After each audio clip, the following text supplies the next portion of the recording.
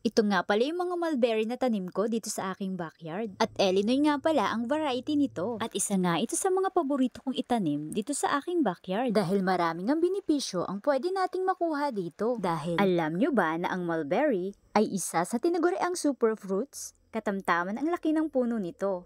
At ang bunga ay sinlaki ng hinlalaki ng daliri sa kamay. Kulay pula ang mga hilaw na bunga nito. At dark purple naman kapag ito ay hinog na. At nag-aagaw ang tamis at asim ang lasa ng bunga nito. Napakaraming benepisyo nga ang makukuha natin sa mulberries dahil ito ay siksik sa vitamins and minerals na kailangan ng ating katawan. Meron itong riboflavin, iron, potassium, vitamin K at vitamin C na nagpapalakas ng ating resistensya. Nag-neutralize din ito ng mga free radicals sa ating katawan upang maiwasan ang pagkakaroon ng mga cancer cells. Nakakatulong din ito upang mag-regulate ng normal ang ating dugo. Ito yung itsura kapag unang bunga pa lang ng mulberry. So talagang bubot pa itong mga to and lalaki pa talaga siya.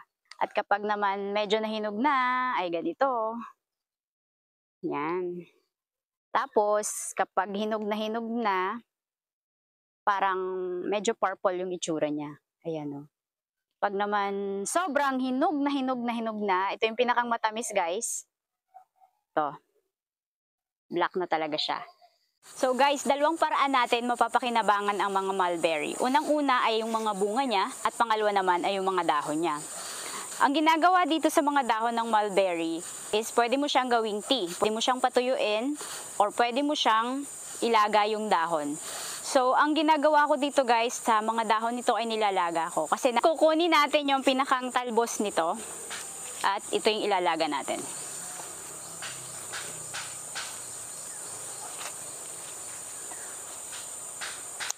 Napakaganda nito guys kasi pwede nyo na rin itong gawing daily food supplement ninyo. Kung ayaw nyo mag-take ng mga food supplement ay pwede to kasi napakataas ng antioxidants na properties ng ating mulberry. Ito man ay dahon or yung bunga. So nakakatuwa din yung mulberry kasi mayroon siyang tinataglay na resveratrol na which is pinananatili nito yung pagkakaroon natin ng healthy heart. Kaya ito rin yung isa sa mga rason ko kung bakit ako nagtatanim ng mulberry dito sa aking bakuran. And gagawin ko lang mamaya guys ay ilalaga ko lang ito kasi wala na akong time to magpatuyo. At ganito nga lang pala yung pagpiprepare na ginagawa ko sa aking mulberry tea. At matapos ko itong hugasan at himayin, pinakuluan ko nga lang ito sa tubig. 2 hanggang 3 minuto lang ang pagpapakulo ko dito. Tapos ayan, meron na tayong mulberry tea. Mas okay nga pala inumin ito kapag mainit pa. Pag medyo malamig nyo na kasi siya ininom ay medyo mapait na. At ganito ko naman i-consume ang mga bunga ng aking mulberry. Madalas ko nga itong ginagawang jam. Lalo na kapag medyo marami yung mga na-harvest ko. And napakasarap ngang ilagay ito sa mga pancake. Ginagawa ko nga itong panghimagas o di kaya naman ay palaman sa tinapay. Medyo hawig nga ito sa lasa ng mga blueberry. At kapag konti lang naman yung mga na-harvest ko, pwede ninyo siyang kainin ng direkta kahit hilaw pa at hindi pa nahugasan. Pwede nyo pong kainin to. Kung gusto nyo mag-combine yung maasim at matamis, ay pwede nyo pagsamahin yung mga kulay black at saka yung kulay red. Ayan no. Pag kasi itong kulay black, sobrang tamis niya. Mas maganda kung combine yung lasa, matamis at maasim. Sa mga nagtatanong pala kung paano itanim ang mulberry, so dalawang paraan lang po ang pwede natin gawin upang makapagtanim tayo ng mulberry. Unang-una, pwede po natin siyang itanim sa pamamagitan ng mga cuttings.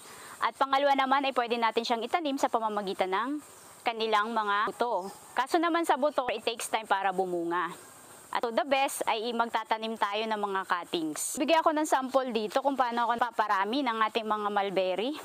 Ito nga pala yung mga pinatubo ko mula doon sa cuttings. And as you can see, yan, mayroon na agad siyang bunga. So ito ang advantage ng pagtatanim na mula sa mga cuttings. So mabilis siya magbunga. Tapos ito, ayan, matangkad na agad, di ba? So, ito yung ginawa kong pagtatanim dito, as pinagsama-sama ko lang siya dito. So, ayan, ililipat na lang natin, direct na dun sa soil. At paghihiwa-hiwalayin natin to. So, yun lang naman yung pamamaraan ko kung paano ako nagtatanim ng mga mulberry. So, para nga po pala sa mga interesado sa mga tinatanim ko sa aking backyard, ay pwede po kayong mag-visit sa aking Shopee. So, nandun po yung mga tinatanim ko dito. Pwede po ninyong i-avail doon. And para naman po doon sa mga gusto rin mag-avail ng ating mga farm produce, so available po doon. Tulad po ng mga honey, katulad ng mga passion fruit at mga seeds na tinatanim ko dito sa aking backyard. So maraming salamat po guys sa inyong suporta at patuloy nyo pong subaybayan yung ating channel para sa mga i-upload kong bagong video. So yun lang guys at maraming salamat!